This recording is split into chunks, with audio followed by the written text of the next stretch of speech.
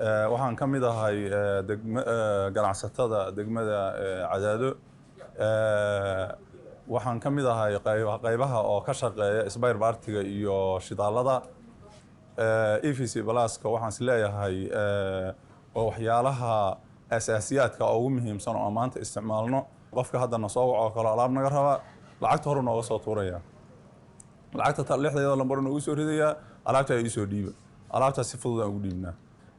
anoo mihradeeda jooga oo xafiiskayga fadhiyo shaqeynaya waxa ay suurta gasha inaan qof walba la xiriiro internetka kala xiriiro ayada laftirkeeda anoo internetka ayada ka isticmaalayo inaan arashayga iyo tus markaan arko intaas ma agasiisanada ahaa inaan u diro. waxaan dareemaa marka haddaysan EVC jiri lahayn in aan arrinkaasu marnaba suurtagal ahaateen. waagi hore waxaan samayn jirnay galabtii baca la qaadan jiray markaas waxa la aadi jiray xaafadaha qofka meesha uu joogo ama gaariga qaadan jiray shidaalka ku galaya lacagtii raadinayda qof lacagtii si aad ku heshaahu waa culusta.